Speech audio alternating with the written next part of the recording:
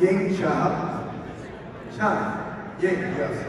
is a co-founder and the president of the U.S. website Users Alliance, founder of Ying Chai Law LLC in the Metro New York area. Chai is licensed to practice law in New York and New Jersey, in the Southern District of New York and the Eastern District of New York. Her main practice are including immigration, employment, and family law in New York and New Jersey. One of the things that we know, for all of us that use WeChat, which I use, for a while that the government was going to ban WeChat in America because of Yang's effort in fighting with the government to make sure that we have the right to use WeChat. Now, he and I still can use WeChat in America. So give a big round of applause. I'd like to invite Ying Cao Ying律师 to talk to us about her effort, her group's effort, helping everybody to be able to use WeChat. Ying, I'd like to turn the floor to you. First of all, I'd like to thank the UCA, the board members, the volunteers, our session chair, my co-panelists, and moderator for giving me such a great opportunity to share with everyone here what has happened. Starting on August 6, 2020. So on August 6, 2020, the former President Trump issued an executive order banning all transactions with Tencent and its subsidiaries. What does transaction mean? We're all lawyers. We did some research. We found that definition of transaction may include any downloading or any activities with WeChat, such as 发红包, such as messaging, sending photos or videos in WeChat. Why do we care? We all use WeChat to communicate with our relatives and friends in China. Even my 73-year-old mother-in-law, she is using WeChat. She likes to share photos of her garden, of the vegetables she grows in our backyard on WeChat, and get some 点赞. We are all lawyers. Majority of our clients are either Chinese Americans here or Chinese people in mainland China.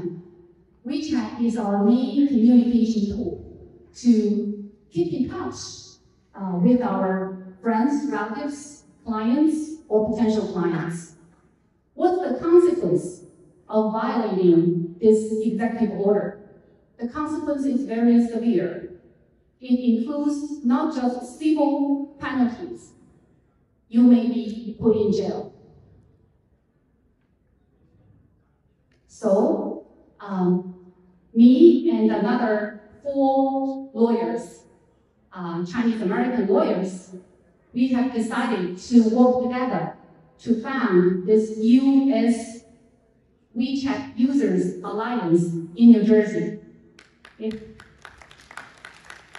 It's a non-profit organization, and later on we successfully applied for 501c3 tax-exempt status. At the beginning, we were divided into 2 groups. 3 of us were on the board, including me. So our obligation or our responsibility is to engage in fundraising, interviewing and engaging legal counsels, and managing the litigation. The other 2 founders are on the litigation team, working with the other law firms we have engaged. How do we do it? Through litigation. That's what we do. However, it's a very specialized area.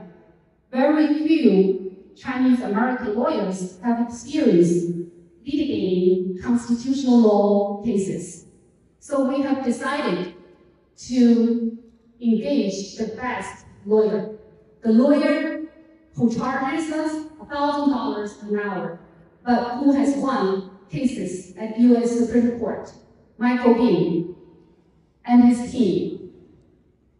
And also we have other law firms who have agreed to do it on pro bono basis. 2 weeks later, around August 18, 2020, we filed a complaint in the Northern District, the District Court of Northern District of California. The executive order was supposed to take effect 45 days later, which is September the 20th. So it's a relatively short period of time. Through the efforts of our litigation team, after we went through 3-day hearing via Zoom, the judge, who is a magistrate judge, a contract judge, not appointed by president, he issued a preliminary injunction in the wee hours of September the 20th, 12 hours before the executive ban would take place.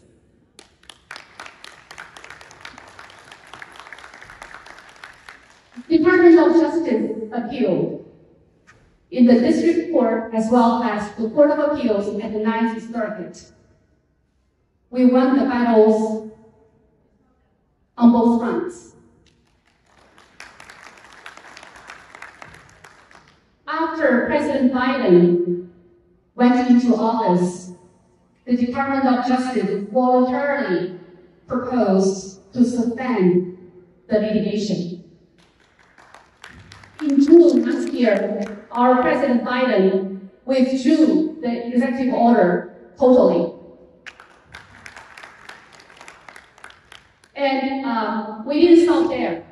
Our litigation team went to sue the DOJ and the government for legal fees. We won $900,000 legal fees from the government.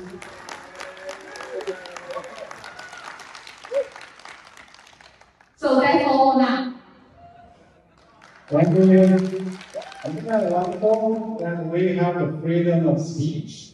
Most important to our communities, like Chinese American communities. We are able to use WeChat because of Cao and the team great effort. Please give me a round of applause.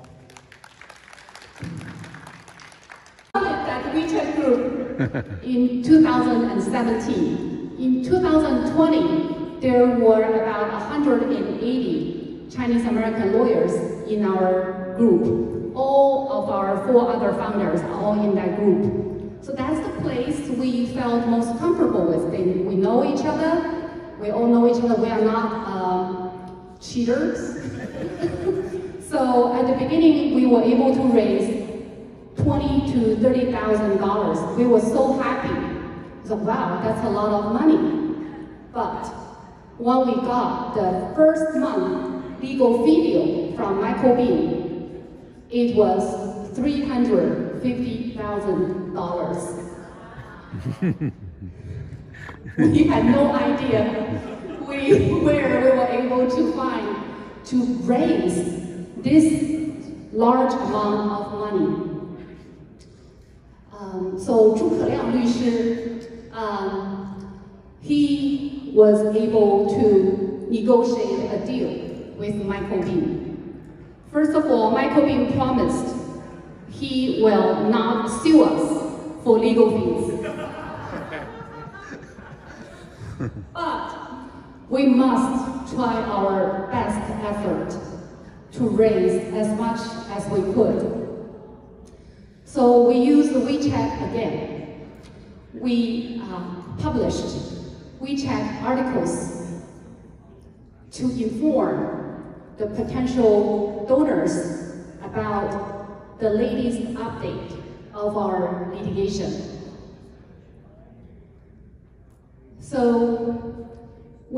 And there were many mainstream media coverage about us, about our effort.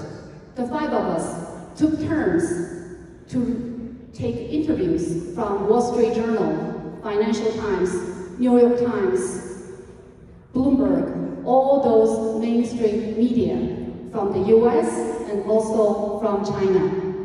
凤凰卫视 新浪 So before September the 20th, we raised about half, which is about $500,000 US. But after the judge issued the preliminary injunction in the morning of September the 20th, right after that, $500,000 came in. The money just poured in. People saw the difference that our litigation has made.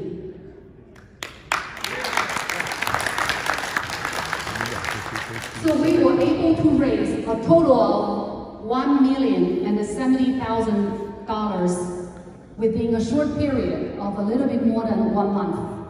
And we told everyone, stop donating to us. We have enough for now. So we keep our credibility. We don't want people to keep donating us. We think we have enough. Because in addition to Michael Bean's team, we have DWT, Sigley Austin, other law firms who have agreed to help us on pro bono basis. The lawyer from Sigley Austin has won the most Supreme Court cases in the United States. He agreed to work for us on pro bono basis if this case went all the way to Supreme Court. So we are confident.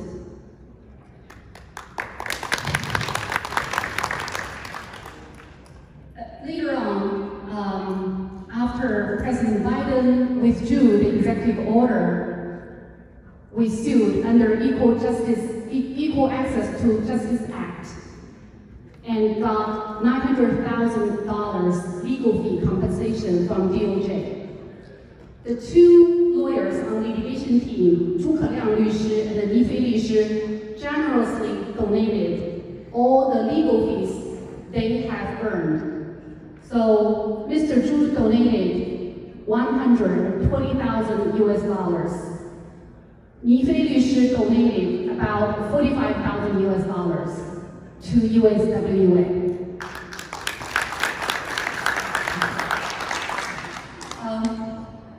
So I'll tell you later what are we going to do with the balance. The second biggest challenge is plaintiff. USWA is the lead plaintiff in this litigation, but we need other plaintiffs. We want to find other people who are very representative in using WeChat, such as Elaine Peng, who is another panelist on one of the panels here. She has a mental health organization, and we have other people who use WeChat to engage in political activities, who use WeChat to do Bible studies. Initially, people were very reluctant to be the plaintiff. They don't want to sue a president. They don't want to get involved in this. They even told us, it's fine, I donate some money to you, but I don't want to be a plaintiff suing our president. So again, 朱可亮律师 went to find out he was able to convince some people, such as Elaine, to act as our plaintiffs. And the plaintiffs are all over in the US, not just in New Jersey, but in California, New York, Chicago, Texas. So they cover every part of the United States.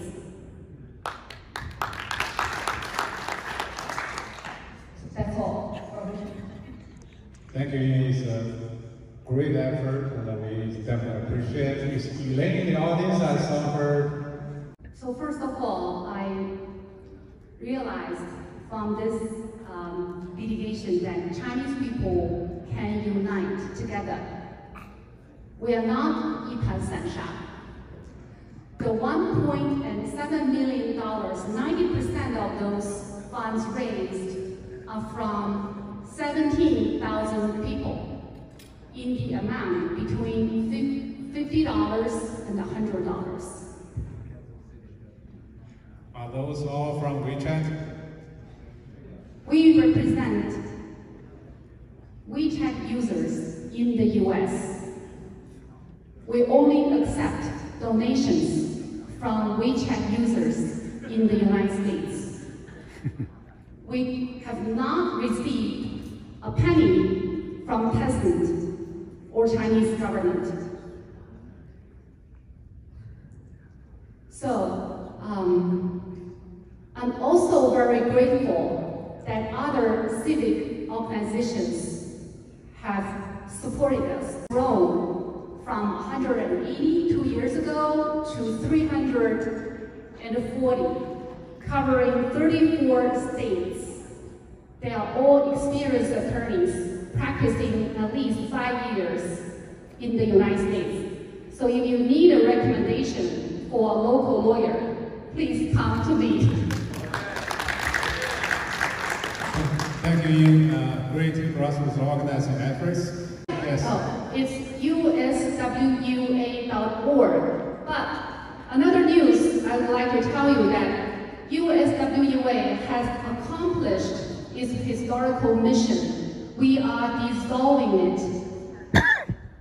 We plan to close the organization by the end of this year after we have complied with all IRS and state regulations. We now have a new organization, Chinese American Legal Defense Alliance, to continue with our legal fight. Thank you. Thank you. The other lesson is that we hope that, sitting here are all leaders from organizations in every part of the country. I hope that in the future you will involve lawyers in your effort